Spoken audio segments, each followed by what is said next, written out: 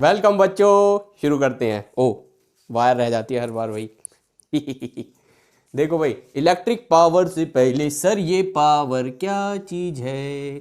Power puff girls नहीं जी sir. हमने ninth class में पढ़ा था रेट ऑफ डूइंग वर्क। और हाँ, वर्क का रेट मतलब work done by time. Electric power क्या होगी सर? देखो, डेफिनेशन पर नहीं आते हैं, वो तो आपको किसी भी बुक में मिल जाएगी। आप आओ सीधा मुद्दे पर। देखो भैया, एक सिंपल से हमने प्यारा सा सर्किट बनाया। वाह वाह जी वाह।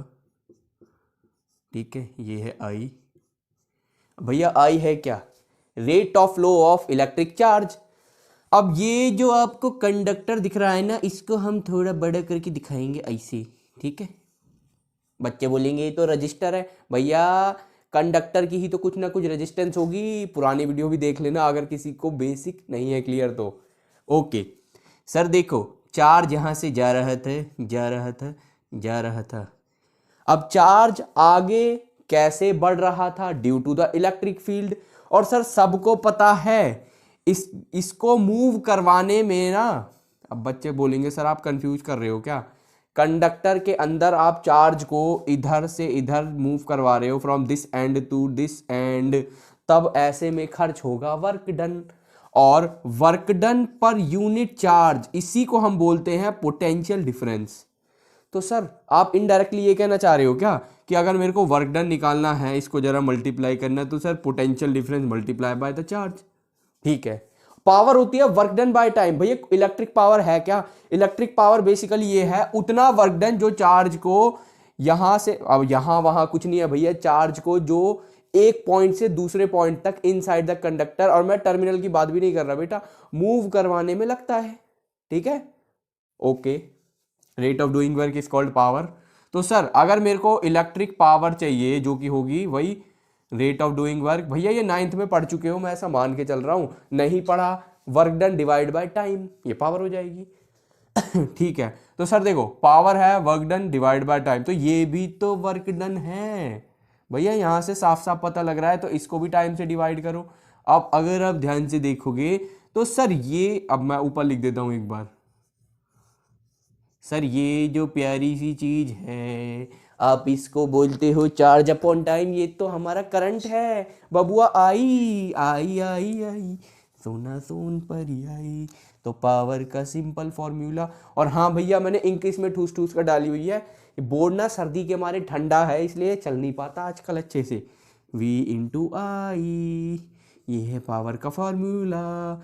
और हाँ, एकदम सिंपल सिंपल कंडीशन में भैया देखो, बच्चे को दुनिया जानती है कि सर ओम, भैया ओम्स लॉ ने बोला था V is equal to I R. आई यही वाला सर जो कंडक्टर के अंदर है, आर जो भी कंडक्टर की रेजिस्टेंस है। तो सर पावर को तो आप आई स्क्वायर आर भी बोल सकते हो। भैया देख लो, एक आई ये रहा, दोनों को मल्टीप्लाई कर दो। बच्चा बोलेगा सर मजा से नहीं आ रहा, तो मजा भी दिलाएंगे भाई। दूसरी मजे की बात पता है क्या है सर? आई, मैं यहाँ पर लिखता हूँ V इंटू आई था। अरे सर ओम भैया ने क्या बोला था? इसको आप V बाय आर भी बोल सकते हो, बोल सकते हो ना।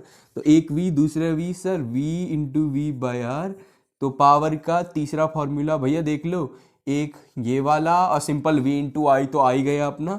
और सर ये हो गया V स्क्वायर बाय आर। बच्चे बोलेंगे इतनी छोटी क्लास? अरे नहीं नहीं नहीं नहीं भैया, मजाक नहीं चल रहा है इधर। कभी तुम हंसते हंसते इमोजी कमेंट में डालो। सॉरी भैया, ये हमने मिटा दिया। स्क्रीनशॉट लेना है तो प्यार से ले लेना, ये पावर का फॉर्मूला है। बच्चे बोलेंगे यहीं तो क्लास ख़त्म करोगे क्या? अब भैया देखो, वापस से थोड़ा सा नाइन्थ पे फ्लैशबैक करेंगे हम। Do do do do do do do. अरे सच में नहीं करूँगा भाई फ्लैशबैक।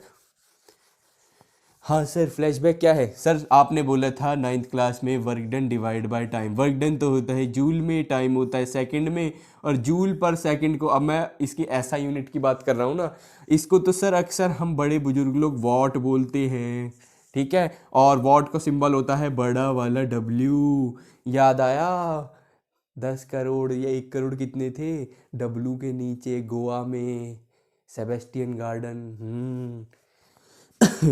ओके। बच्चे बोलेंगे सर तो भैया ज़्यादा ही फालतू बकवास करते हैं।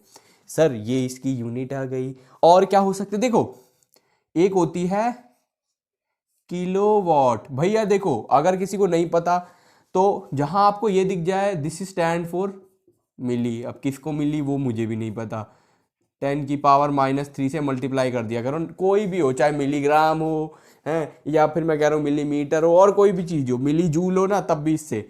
सिमिलरली सर ये तो आपने फेसबुक पे भी देखा है, इसका मतलब होता है 1000, मतलब कि नंबर को इससे मल्टीप्लाई कर दो। तो अगर किलो वॉट है, अगेन भैया ये पावर है, तो इसका मतलब है अगर मैं 1 की बात करता हूँ ना, तो भैया वही 1 × 10⁻, ये वॉट, ये किलो के लिए। बच्चे कहेंगे सर अब देखो किलोग्राम में 1000 ग्राम होते हैं, किलो वॉट में 1000 वॉट होते हैं, बस सिंपल। अच्छा ठीक है सर, ये भी समझ गए हम, तो बेसिक यूनिट यही होती है। हॉर्स पावर भी होती है वैसे।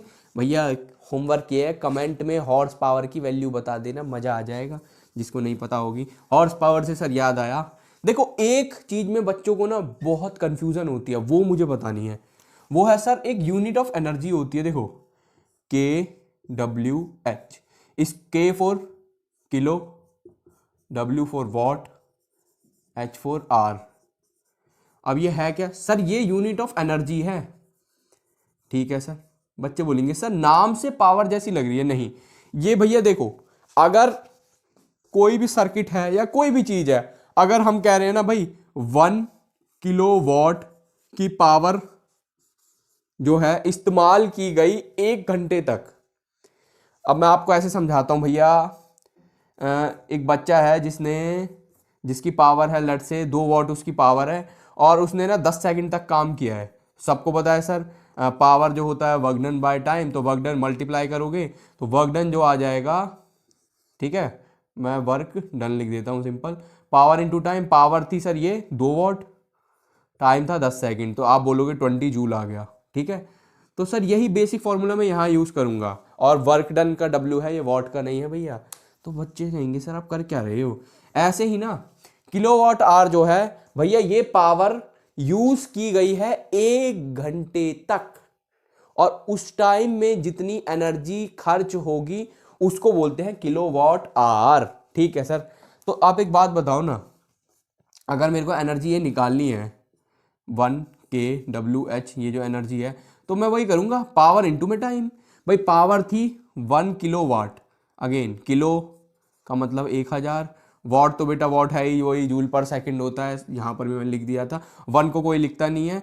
और फिर भैया टाइम, और आपको पता है टाइम की ऐसा यूनिट होती है सेकंड्स। अब आप बोलोगे हम सर ऐसे मत करो, यहाँ भी देखो जूल पर सेकंड लिखे है ना, ओके। तो सर 1 घंटे में कितने सेकंड होते हैं, 1 घंटे में होते हैं देखो 60 मिनट। फिर ये ऐसे मैं, मेरे को पता है काफ़ी बच्चे बोलेंगे अरे सर डायरेक्ट आप 3 लिख देते, मेरे को पता है भैया जिसकी 9th कमजोर है वो घबरा और जाएगा, सर कर क्या रहे हैं ये, ठीक है। एक ये है भैया अगेन पावर, ये है टाइम, और बच्चे बोलेंगे एनर्जी और वर्क डन में क्या रिलेशन है, जितना वर्क डन किया जाएगा उतनी एनर्जी खर्च होगी, ठीक है सिंपल। और भैया ये कौन सी एनर्जी है, अरे भाई अगर आप, मैं कह रहा हूँ आप यूज़ कर रहे हो घर में पंखा कूलर, तो आप यूज़ कर रहे हो इलेक्ट्रिकल एनर्जी, इलेक्ट्रिकल एनर्जी, ठीक है। तो work done by time power है, एनर्जी बाय टाइम वो भी पावर है, पावर को T से मल्टीप्लाई कर दो तो भैया वर्क डन या एनर्जी आ जाएगा, इस केस में मैं एनर्जी मान लूँ, तो पावर ये रही, टाइम ये रहा, और हाँ भैया सेकंड में करना है आर में नहीं, तो ठीक है सर ये टाइम आ गया, ये पावर आ गई है। तो सर गन्ना चूस के इनको गिनना, तो एक 5 जीरो है 36, 10⁵, और सर आपने सब कुछ SI यूनिट में लिया है, एनर्जी और वर्क डन दोनों की SI यूनिट जूल होती है, हाँ तो जूल आ जाएगा। बच्चे कहेंगे मज़ा नहीं आया, तो मज़ा भी दिला देते हैं। देखो यहाँ पर अपना कंप्लीट वैल्यू आ चुकी है, किसी किसी को इसमें ज़्यादा मज़ा आता है कि इसको डिवाइड कर दो 10 से, यहाँ पर 10 से मल्टीप्लाई कर दो, तो ये आ जाएगा 10⁶ जूल, दोनों ही ठीक है, कोई फ़र्क नहीं पड़ता।